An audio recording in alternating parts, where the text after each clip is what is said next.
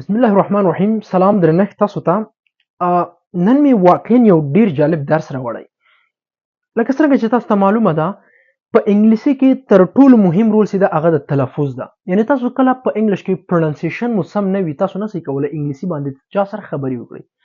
وخت چې ته په یو سی انداز باندې پرونانسیشن ولري له هر چا سره سمې خبرې وکړي او انګلیش سپیکینګ دی هم داسې وي خپل لکه د هغه اصلي ویونکي په شان، لکه څنګه چې امریکایان په انګلیش کې خبرې کوي همغه شان ستا پرونانسیشن وي، نو ته به یو چاته په انګلیش کې ډیر ایکسلنٹ او ټیټ معرفي شي.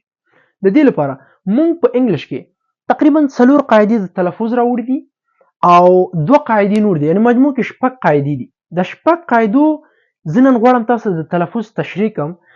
دا تاسو همیشه په ذهن کې د یاد ساتئ، کاپی کړئ د ځان سره او هر ځای کې چې تاسو وینئ دا په همغه شکل باندې تلفظ کوئ. ان شاء الله تاسو د پرونانسیشن سکیل بورډ سره مخ کیږي او ان شاء الله زه به نور ویډیوګانې هم د پرونانسیشن په برخه کې تاسو ته دلته اچوم. لکه څنګه چې تاسو ته معلومه ده مونږ په انګلیش کې تاسو ته د 12 زمانو د 4000 مفید لغات د انګلیسي ابتدایي درسونه همداشان ته د انګلیسي خبرې کول ګرامر 12 مهمه زمانې د دوه پلی لیست موږ لرو. نو تاسو څخه مو هیله ده لاړ شئ هر پلی لیست ته هر درس د هرې برخې مو چې خوښه وه همغه وګورئ او ان شاء الله چې موږ پکې لا نورې ویډیوګانې هم اضافه کوو. مخکې له درس چې راسو تاسو څخه مو هیله ده چې موږ در سره تشویق کړئ. د تشویق او د همت لپاره فقط کافي ده چې زموږ چینل سبسکرایب کړئ او زموږ ویډیوګانې تر پایه وګورئ. راځو درس ته. 4 د تلفظ مهمه قاعدې دي. 4 څو مفیده.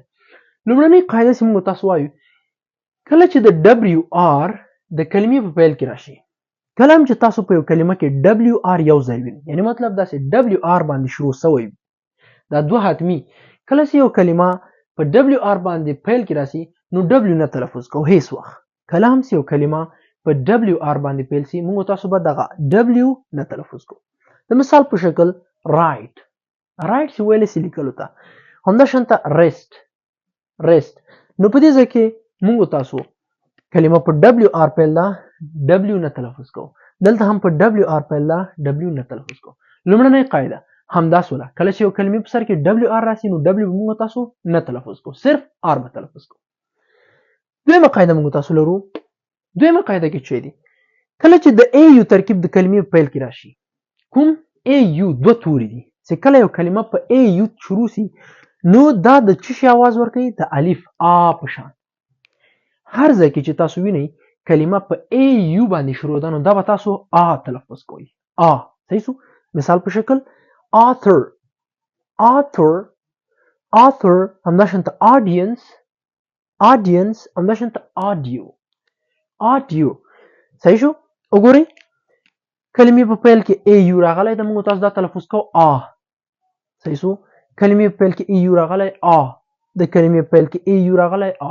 نو مطلب دویمه قاعده ده هر وخت یو کلمه په ای یو شروع وي نو داسې فکر وکړئ چې دا یو نه تلفظ کړي، صرف ای وایي آ. صحیح شو. نو دا چې شو author audience audio. دوه قاعدې شو.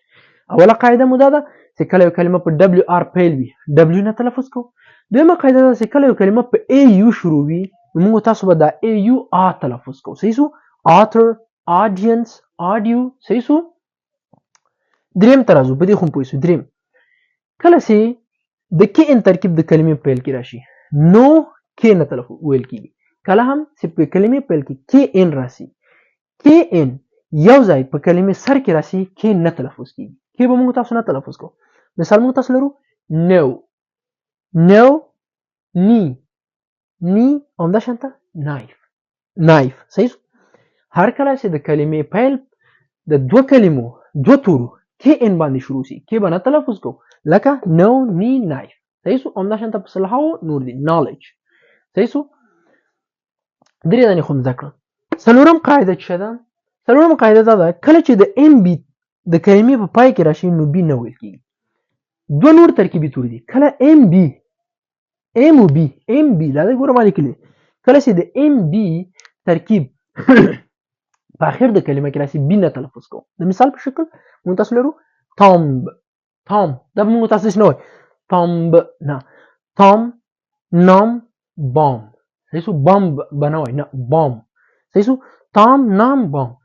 ګورئ څلورم قاعده دا ده چې هر کله تاسو وینئ د کلمې په پیل اخر کې یعنی پای کې ام او بی یو ځای راغلي وي. ګورئ لازم ملزوم پکې دوه دي، ام بی راشي دا بی منه تلفظ کیږي، لکه تام نام بام. صحیح شو. همداشانته کام. صحیح شو. داسې ډېر دي. که دا څلور قاعدې مو زده کړئ. اوس به موږ تاسو دوه نورې قاعدې زده کوو. دا څلور قاعدې مو زده کړئ. کله چې یو کلمه په ډبلیو آر باندې شروع شي ډبلیو نه تلفظ کوو. کله چې یو کلمه په چی شي باندې د ای یو په ترکیب کې راشي نو آ به تلفظ کوو. او بل دریم ویل کله چې د یو کلمې سر کې کې ان راشي کې به نه تلفظ کوو. او بل ویل کله چې د کلمې پای کې ام بی راشي نو بی به نه تلفظ کوو. دا خو هر ماشوم ته دا زده کوي او دا ډیر مهم دی. څلور مو زده کړو. اوس پر ازمو تاسو دا زده کوو دغه اس یو د شین معنا ورکوي. دا ډیر شاګردان په دې کې مشکل لري. زه څومره فکر کوم او شاید ډیرو ته یاد نه وي. اس یو دا دواړه کله د شین معنا هم ورکوي او په بعض ځای کې د ژ معنا هم ورکوي. ګوره دا اس یو کله د شین معنا ورکوي کله د اس یو د ژ معنا ورکوي. یعنی مطلب دا چې دا دواړه کله ترکیب کې راشي. صحیح ده.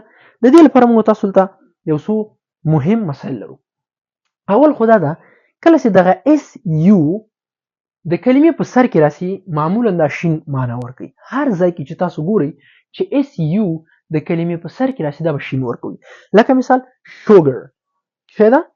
شوګر. دا اس یو په سر کې راغی کنه شوګر. همداشانته مثلا شور. دا اس یو د کلمې په سر کې راغی. نو یو قاعده مو زده کړه. کله چې د اس یو دا دوه دانې توري یعنی ترکیب د اس یو په سر د کلمه کې راشي دا به همیشه شین تلفظ کوي. شوګر، شور. صحیح سو. او همداشانته نور دي. اوس به دوه قاعدې په دې کې نور زده کړئ. اوله قاعده دا ده که مخکې له اس یو توري نه دا اس یو خو لازم ملزوم دي یو بل چې دا د شین معنا ورکوي په سر د کلمه کې. خو کله چې دغه د اس یو څخه کنه مخکې له اس یو بې غږه توري راشي نو شین تلفظ کیږي. بیا هم درته کله چې د اس یو توري نه مثلا دغه اس یو توری راغی دا اس یو تور راغله دغه نه دی خواطنی توري دقیقه ګوره اوس ورته کله چې د اس یو توری په منځ د کلمه کې مثلا راشي او له دغه اس یو نه اخواته توری ترې مخکې توری بې غږه وي نو بیا به هم دلته شین تلفظ کیږي. یو خو دغه اس یو چې شین تلفظ کیږي سر د کلمه کې راشي همیشه شین ده. او بل چې کله اس یو توري نه شاته صحیح سو ان د اس یو توري نه اخواته مخکې بې غږه توري راشي. بې غږه توري موږ تاسو نون ځانې بې غږه توري موږ تاسو لرو. غږ لرونکي توري ا ای آی او یو 15 دي. ښه دا زده کړئ. غږ لرونکي توري کوم کوم دي اوس به تاسو استاد دا بې غږه کوم توري نه ګوره غږ لرونکي توري موږ 15 لرو. غږ لرونکي ا ای آی او یو 15 تاسو نیمه غږ لرونکي ډبلیو وای دي چې دا جوړیږي و توري له و تورو نه اخواته 19 توري چې هر یو کله له اس یو نه مخکې راغی دا به شین همیشه تلفظ کیږي.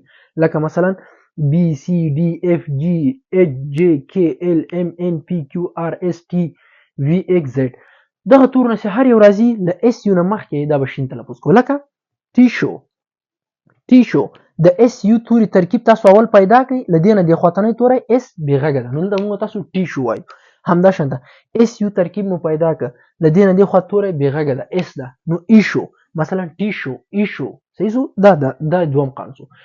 اوس به دریم قانون موږ تاسو وایو همدا د دوم قانون ته دام ځکه وایي. دریم قانون بیا چې ده کله چې مخکې له اس یو نه غږ لرونکی توري اوس خو دلته زه وایم کنه چې له اس یو نه دی خوا بې غږه یم دا به شین تلفظ کوو. اوس که چیرې له اس یو نه دی خوا غږ لرونکی یعنې دغه 15 تور څخه ا ای آی او یو له دغه 15 څخه یو موجود وي نو بیا به دا ژ تلفظ کیږي. څه ژ. ګوره مالته مثال ورکړی ده. مثال کې مثلا ورکړي دي چې ده میجر. زه دلته یو دانه لیکم خیر ګوره ما تاسو ته وویل کنه کله چې د اس یو توري نه زه دلته لیکم یا مثلا زه لیکم ام ای ای اس یو آر ای. اوس وګورئ اول به موږ تاسو تشخیص په دې کې کوو د اس یو دغه اس یو ده کنه موږ ویل هغه وخت د اس یو شین تلفظ کیږي کله چې دی خو بې غږه توری. نو اوس وګوره له دې نه دی خواته دا ای بې غږه ده نه دا خو بې غږه نه ده دا غږ لرونکی توری. وخت چې غږ لرونکی دا بیا موږ تاسو ډایرکټ ژ تلفظ کوو لکه چې سو میجر میجر. همداسې موږ تاسو بل لرو دلته یو لغات ده پلیژر. چې تلفظ کیږي پلیژر. دا به ولې موږ تاسو پلیژر تلفظ کوو. دلته اس یو موږ تاسو ولې ژ تلفظ کوو ځکه چې له اس یو نه دی خواته موږ تاسو لرو غږ لرونکی توری. ډېر اسانه درس ده یو دومره اسانه چې بیخي له حده خوا بس فقط مهم چې ده چې تاسو فوکس واخلئ. ګورئ یادي درته تشریح کوم. کله هم لومړی قانون د تلفظ دا ده کله هم چې یو کلمه په ډبلیو آر پیل شي، ډبلیو نه تلفظ کوو، صرف آر تلفظ کوو. دوهم، کله هم چې یو کلمه په ای یو ترکیب سره شروع شي نو ای یو به موږ تاسو آ تلفظ کوو. صحیح شو؟ د دویم شو.